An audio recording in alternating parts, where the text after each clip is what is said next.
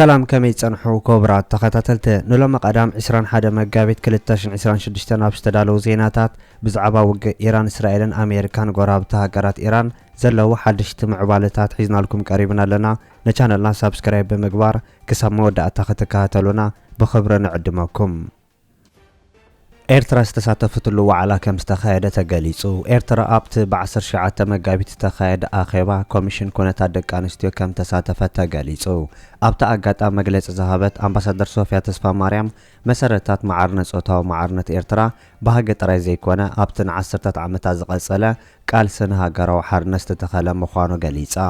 ኤርትራውያን ደቂ ኣንስትዮ ኣብቲ ሓርነታዊ ምንቅስቓስ ብብዝሒ ምስታፈን كم تقالست تراي زيكونا كم مهاران حكايم كالي كوينان كم زغلغلا ونطقيسا نا ايرتريان دق انستيو قالسن معرنت سور سدد مخانون اتو تمكرو ون مسرح هنصت هاجر ايرترا نبارتو فاينتان معرنت تساتفو ام حبر فتحن ام فزهب منبارون اتا قاميت وكيل ايرترا بحورات هاجرات بتوساخ تقيسا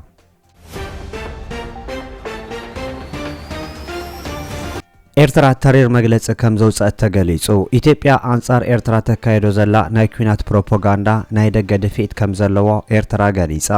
ኣፍ ደገ ባሕሪ ኣሳቢብካ ክካየድ ዝውጠን ዘሎ ኩናት ኤርትራ ከም ዘይተሳውሮ ዝሕብረት ናይ ሚኒስትር ወጻኢ ጉዳይ ኤርትራ ሓድሽ መግለጺ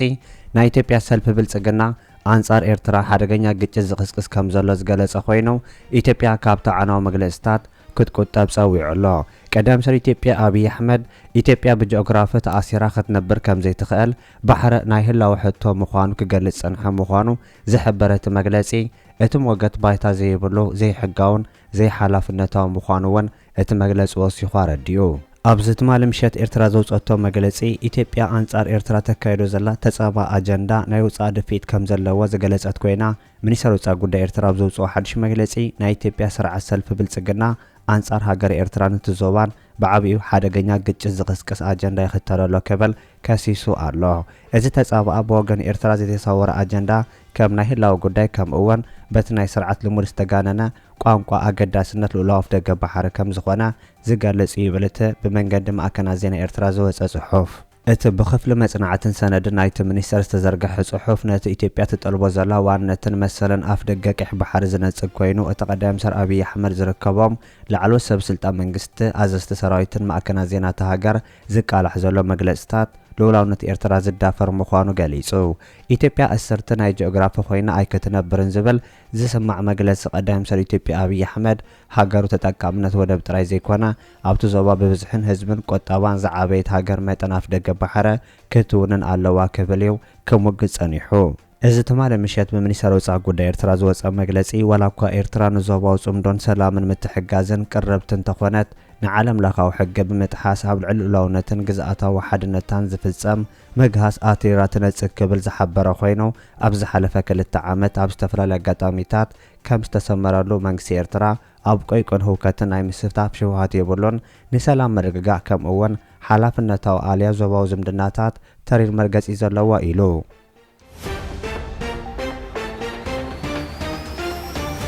ወገ ኢራን እስራኤልን ኣሜሪካን ጎራብቲ ሃገራት ኢራን ብዝቀጸለሉ ኢራን ኤውሮፓ ክትሃርም ከም ትኽእል ይግለጸሎ ንኣሜሪካን እስራኤል መጥቃዕቲ ኣብ ዝቅጽለሉ ዘሎ እዋን ፕሬዝዳንት ኣሜሪካ ዶናልድ ትራምፕ ቀድሚ ሕጂ ክህቦ ካብ ጸንሐ መግለጽታት ዝተፈለየን ሓያል መግለጺ ምሃቡውን ክፍለታ ኻኢሉሎ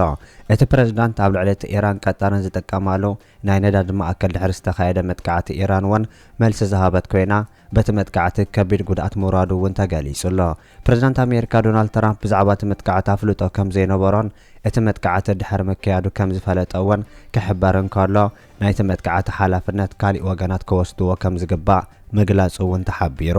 ኣብ መጽሔታት ኣሜሪካ ዝወጸ መግለጺ ግን ብኣንጻር ናይቲ ፕሬዝዳንት ትራምፕ ዝበሎ ምዃኑን ኣብ መንጎ ፕሬዝዳንት ትራምፕን ቀዳም ሰር ቤንጃሚን ኔታንያሁን ድሕሪ ዝተኻየደ ስምዕ ዝተኻየደ መንባሩ ውን እተን መጽሔታትን ጋዜጠኛታትን ገሊጸን ኣለዋ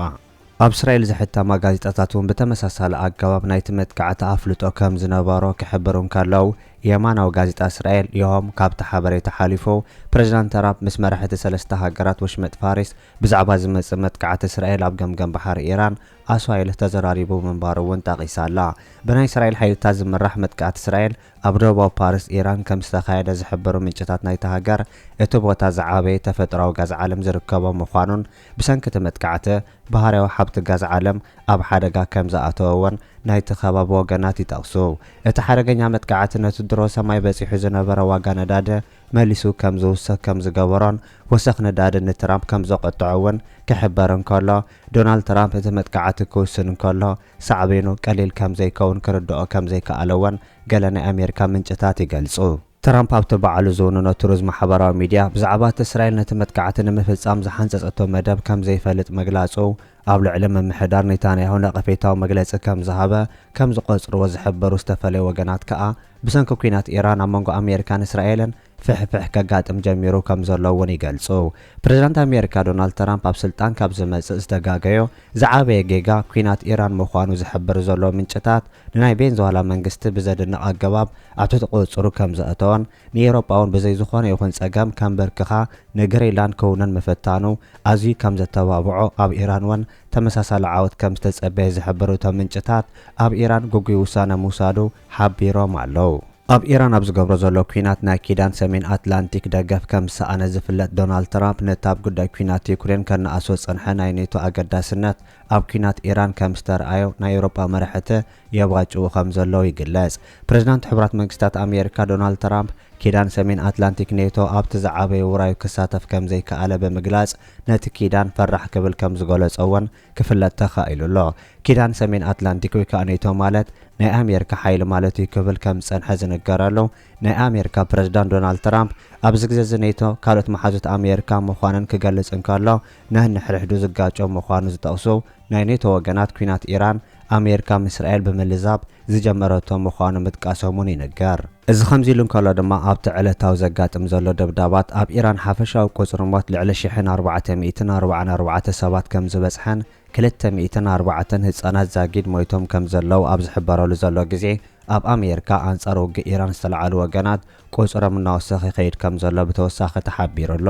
ኣብ ኩናት ኢራን ዝሞቱ ዘለዉ ሰላማውያን ሰባት ምንባር ዝግብኦም ምዃኖም ዝጠቕሱ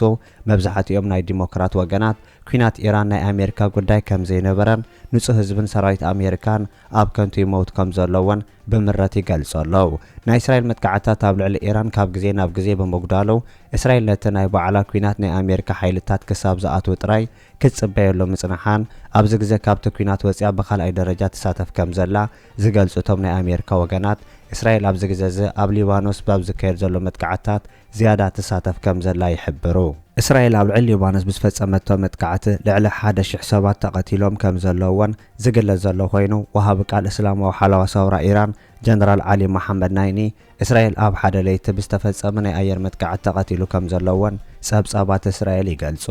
ኩናት ኢራን ኣብ ዝቕጽለሉ ዘሎ እዋን ካብ ሃገራት ኤውሮጳ ኣብ ጎኒ ኣሜሪካ ክትከውን ትፍትን ዘላ ዓዲ እንግሊዝ ምዃና ኣብ ዝግለጸሉ ዘሎ እዋን እታ ሃገር ማዓስከራታ ወተሃደራት ኣሜሪካ ክትጥቀማሉ ትፈቅድ ከም ዘላ ዝሓበረት ኢራን ኣብ ልዕሊ እንግሊዝ መጥቃዕቲ ክትፍጽም ከም ትኽእል ኣጠንቂቓ ኣላ ኩለን ኣብ ጎኒ ኣሜሪካ ዘለዋ ሃገራት ግዳይ መጥቃዕቲ ኢራን ክኾና ምዃነን ዝሕብር ናይ ኢራን መግለጺ ናይ ኣሜሪካ ወተሃደራት ካብ መደበራት ዓዲ እንግሊዝ ተበጊሶም ኣብ ዘጥቅዕሉ እዋን እንግሊዝ ዕጫ ስዑድ ዓረብን ኤሚሬት ዓረብ ክበጽሓ ምዃኑ ኣጠንቂቓ ኣላ ኣሜሪካን ዓዲ እንግሊዝን ካብ ግዜ ካልኣይ ኩናት ዓለማት ሒዘን ፍሉይ ምሕዝነት ከም ዝነበረን ዝገልጽ ዶናልድ ትራምፕ ኣብ ዝፈታኒ ግዜ ብሓባር ክጽንዓውን ዝሓበረ ክኸውን እንከሎ ናይ ካልኣይ ኩናት ዓለም መራሕ እንግሊዝ ዝነበረ ዊንስተን ቸርችል ሓወልቲ ኣብ ዋይት ሃውስ ከም ዘሎ ብምሕባር ኣብ ስልጣን ዘሎ መንግስቲ ዓዲ እንግሊዝ ሕሉፍ ክዝክር ምሕጽንታ ድሕሪ ምቕራቡ ናይ ዓዲ እንግሊዝ መንግስቲ ኣብ ጎኒ ኣሜሪካ ክኸውን ከም ዝወሰነውን ብተወሳኺ ይሕበር ኣሎ ሚኒስትር ወጻኢ ጉዳይ ኢራን ኣሜሪካ ወተሃደራዊ ማዓስከራት እንግሊዝ ክትጥቀም ምፍቃድ ማለት ኣሜሪካ ኣብቲ መጥቃዕቲ ክትሳተፍ ከም ምፍቃድ ከም ዝቁጸር ዝገለጸ ኮይኑ ዓዲ እንግሊዝ ከም ኩለን ሃገራት ኤውሮጳ ኢዳ ክትእክብ ከም ዝሕሻ ምግላጹ እውን ተሓቢሩ ኣሎ ናይ ዓዲ እንግሊዝ መራሕነት ናይ ኢራን መግለጺ ከም ዘይተቐበሎ ክግለጽ እንከሎ ኣሜሪካ ነብሳ ንምክልኻል ዘኽእላ መደበራት ካብ ዓዲ እንግሊዝ ክትረክብ ጸገም ከም ዘይብሉ ዝሓበረ ኮይኑ ናይ ኢራን መጥቃዕቲ ኣብ ኬፐርስ ንዝርከብ ናይ ዓዲ እንግሊዝ ማዓስከር እውን ከም ዝሃረመ ክርሳዕ ከም ዘይብሉ ጠቒሱሎ ቀዳም ሰር ኬር ስታርመር ሃገሩ ካብቲ ካብ ኢራቅ ዘጋጠመ ጌጋታት ከም ዝተምሃረት ምሕባሩ ንዶናልድ ትራምፕ ከም ዘቆጥዖ እውን ክግለጽ እንከሎ ዓዲ እንግሊዝ ኣብታ ልዕሊ ኢራን ዝተኻየደ ናይ መጀመርታ መጥቃዕቲ ከም ዘይተሳተፈት ገሊጹ ኣሜሪካ ካብቲ ወተሃደራዊ ማዕስከር ራፋ ፎርፌድ እንታይ ተልእኾታት ክትፍጽም ከም ጸንሐት ብልክዕ ዝፍለጥ እኳ ይኹን ኣብቲ መደበር ኣየር ዝተፈላለዩ ንጥፈታት ኣሜሪካ ይካየድ ከም ዘሎ ክግለጽ ጸኒሑን ኣሎን። ብኻልእ ዜና ጃጀውቲ ክብል ንዝገለጾ ነቶ ዝነቐፈ ትራምፕ ተወሳኺ ሓይሊ ናብ ማእከላዊ ምብራቕ የብግስ ከም ዘሎ ተገሊጹ ነተን ኣብቲ ምስ እስራኤል ብምሽራኽ ኣብ ልዕሊ ኢራን ዝኣወጆ ኩናት ብቐጥታ ምስታፍ ዝኣበያ ሃገራት ኔቶ ጃጀውቲ ክብል ዝነቐፈ ትራምፕ ተወሳኺ ወተሃደራት ነፈርቲ ውግአን ማራኸብ ኩናትን ናብቲ ዞባ የብግስ ከም ዘሎ ገሊጹ ኣባል ሃገራት ኔቶ ነቲ ብኢራን ተረጊጡ ዘሎ መጻወ ሆርሙዝ ንምኽፋት ደገፍ ከብርክታ ከም ዝኽእላ ዝተኣመነ ትራምፕ ክንዝክሮ ኢና ክብል ንዝረኣዮ ኣብያ ከም ዘይርስዖ ገሊጹ ሎሚ ኣብ ዋሽንግተን ኣብ ዘስምዖ መደረ ንመራሕቲ ኢራን ቀቲሎም ከም ዝወድእዎም ብምጥቃስ ብወስተረፈ ክዛረቦ ዝኽእል መራሒ የለን ኢሉ ከነዛረቦም ንደሊና ግን ነዛረቦ ሰብ የለን ኩሎም ኮይዶም እዮም ንሕና እውን ከምኡ ኢና ንደሊ ኢሉ ሕጂ መራሓ ክኸውን ዝደሊ ኣብኡ የለን ዝበለተ ኣሜሪካዊ መራሒ ኢራን ንማእከላዊ ምብራቕ ክትቋፀሮ ድሌት ከም ዝነበራ ከምኡ እውን ኒኩለራዊ ኣፅዋር እንተዝነብራ ምስ ተጠቐመትሉ ነይራ ክብል እውን ሞጊቱ ብኻሊእ ወገን ኢራን ነቲ ብእስራኤል ኣሜሪካን ዝግበራሎ ዘሎ መጥቃዕትታት መልሲ ብምሃብ ንሃገራት ወሽመጥ ብሚሳኤላትን ድሮናትን ክድብድብ ከም ዝሓደረ ተገሊጹሎ እዚ ከምዚ ኢሉ እንከሎ ዛጌድ ንህዝቢ ዘይተረኣየ ሓድሽ ኣያቶላ ኢራን መግለፂ ነውሩዝ ከም ዘውፅአ ተገሊጹ ላዕለዋይ መራሒ ኢራን ብኣጋጣሚ ሓድሽ ዓመት ፐርዥያ ወይ ከዓ ነውሩዝ መግለፂ ኣውፂኡ ነቲ ብመጥቃዕቲ ኣሜሪካን እስራኤልን ዝተቐተለ ኣቦኡ ዓሊ ከማኒ ብምትካእ መንበሪ ስልጣን ዝተረከበ ሙጅታብ ከማኒ ብጽሑፍ ኣብ ዘውፅኦ መግለፂ ንሞት ወላዲኡ እቲ ዝቕፅል ዘሎ ኩናትን ጠቒሱ ሞት ናይቲ ፍቱው መራሒ ክብል ዝገለጾ ኣያቶላ ዓሊ ከማኒ ዘሕዝን መስዋእቲ ምዃኑ ሙጅታባ ገሊጹ ኣብ ልዕሊ ቱርክን ዑማን ዝተኻየደ መጥቃዕቲ ብኢራን ከም ዘይተፈጸመ እውን እቲ ኣያቶላ ኣፍሊጡሎ እስራኤል ንኢራን ምስ ጎረባብታ ከተባእሳ ኢላ ዝገበረቶ ሽጣራዩ ድማ ኢሉ ኣብቲ 9 ገጽ ዘለዎን ኣብ መንግስታዊ ቴሌቪዥን ዝተነበበን መግለጺ ብወገን ምብራቕቲ ሃገር ዘለዋ ጎረባብቲ ሃገራት ምስ ኢራን ኣዝዩ ጥቡቕ ዝምድና ዘለወን ከም ዝኾና ብምጥቃስ ብፍላይ ፓኪስታን ወላዲኡ ኣዝዩ ፈትዋ ምንባሩ ገሊጹ እዚ ከምዚ ኢሉ እንከሎ ኢራን ኣብ ማእከላዊ ምብራቕ ኣብ ዝርከባ ወተሃደራዊ ማዕስከራት ኣሜሪካ ብዘካየደቶ ከበድቲ መጥቃዕትታት ኣስታት $800 ሚልዮን ዕንወት ከም ዘውረደ ተገሊጹሎ ዝበዝሕ ጉድኣት ኣሜሪካን እስራኤል ነቲ ኩናት ድሕሪ ምጅማረን ኣብ ዝነበረ ሰሙን ኢራን ብዘካየደቶ ናይ መጀመርታ ናይ ሕና ምፍዳይ መጥቃዕቲ ከም ዝኾነ ጸብጻብ ማእከል ስትራቴጂካዊ ኣህጉራዊ መጽናዕትታት ዝገለጸ ኮይኑ እንተኾነ ግን ኢራን ኣብ ማእከላዊ ምብራቕ ኣብ ልዕሊ ንብረት ኣሜሪካ ዘውረደቶ ጉድኣት ሙሉእ ብምሉእ ከም ዘይተገለጸ ተሓቢሩሎ ብመሰረት መረዳእታ ሰብ ስልጣን ኣሜሪካ ንኣባላት ኮንግረስ ኣሜሪካ ኣብ ቀዳሙ 6 መዓልትታት ናይቲ ኩናት $11.3 ቢልዮን ኣብ መበል 12 መዓልቲ ድማ $16.5 ቢልዮን ኣሜሪካ ነዚ ኩናት ከም ዘውፅአት ዝተገለጸ ኮይኑ ሚኒስተር ምክልኻል ነቲ ኩናት ንምምካት ተወሳኺ $200 ቢልዮን ይሓትት ከም ዘሎ እውን ተገሊጹ ጸሓፊ ምክልኻል እቲ ሃገር ፔቴገስ ብሓሙስ ኣብ ዝሃቦ መግለጺ እቲ ዝተሓተተ መጠን ገንዘብ ክውስኽ ከም ዝኽእል እውን ገሊጹሎ ፕሬዝደንት ኣሜሪካ ኣብቲ ብ21 ለካቲት 2018 ብኣቋፅራ ግዝ ዝተጀመረ መጥቃዕቲ ምስ እስራኤል ካብ ዝጽንበር ንድሓር 13 ወተሃደራት ኣሜሪካ ከም ዝተቐተሉን ኣብ ኣሜሪካ ዝመደበሩ ማዕከን ዜና ተጣባቂ ሰብኣዊ መሰላት ኢራን ትማል ኣብ ዘውፅኦ መግለፂ ድማ ክሳብ ሕጂ ኣብ ኢራን ኣብ ሳልሳይ ሰሙን ዝኣተወ ኩናት ብድምሩ 3200 ሰባት ከም ዝተቐተሉ ዝገለጸ ኮይኑ ካብዚኦም 1400 ሲቪላት ከም ዝኾኑ ገሊጹ ብኻልእ ዜና ሰብ ስልጣን ሚኒስተር ምክልኻል ኣሜሪካዊ ከዓ ፔንታጎን ኣጋር ሰራዊት እቲ ሃገር ኣብ ኢራን ብኸመይ ከም ዝዋፈር ዝርዝር ውጥን ከም ዘዳለው ተገሊጹ እዚ ከምዚ ኢሉ እንከሎ ብኣሽሓት ዝቑፀሩ ሰራዊት ኣሜሪካን 3 ተወሰኽቲ መራኸቢ ውግእ ናብ ማእከላዊ ምብራቕ ይዋፈሩ ከም ዘለው ተገሊጹ ብመሰረት ጸብጻብ CBS ኒውስ ብዛዕባ እዚ ጉዳይ ሓበሬታ ዝተዋህቦም ምንጭታት ብምጥቃስ ላዕሎት ኣዘዝቲ ሰራዊት ኣሜሪካ ኣብ ኢራን ናይ ምድራዊ ሰራዊት ንምውፋር ዝብል ኣማራጺ ከዳለው ከም ዝተሓተቱ ተገሊጹ ትራምፕ ናብቲ ዞባ ኣጋር ሰራዊት ንምውፋር ይሓስብ ከም ዘሎ ምንጭታት ዝገለጹ ኮይኖም እቲ ጸብጻብ እቲ ፕሬዝዳንት ኣብ ከመይ ዝበለ ኩነታት ኣጋር ሰራዊት ክጥቀም ከም ዝኽእል ንጹር ከም ዘይኮነ እውን ተገሊጹሎ እዚ ከምዚ ኢሉ እንከሎ ኣብ ልዕሊ ኢራን ተነቢሩ ዝነበረ እገዳ ሎሚ ተላዒሉሎ ንነዊሕ ዓመታት ኣብ ልዕሊ ኢራን ተነቢሩ ዝነበረ እገዳ ሎሚ ዝተለዓለ ኮይኑ ትራምፕ ኣብ ልዕሊ ኢራን ንነዊሕ ዓመታት ነዳዲ ንኸይትሸይጥ ኣብ ልዕሊኣ ተነቢሩ ዝነበረ ማዕቐብ ሎሚ ብወግዓሉ ኢልዎ ኣሎ ኢራን ኣንጻር መጥቃዕቲ ኣሜሪካን እስራኤልን ስትራቴጂካዊ ኣጠቓቕማ ይሰርሓሎ እዚ ግዜያዊ ጥራዩ ን30 መዓልታት እንተኾነ ግን ኢራን ንምንታይ ቁጠባዊ ኩናት ጎረባብቲ ትጥቀመን መጻወ ሆርሙዝ ተዓጽዮ ከም ዘላ ዘርኢ ከም ዝኾነ ተንተንቲ ይገልጹ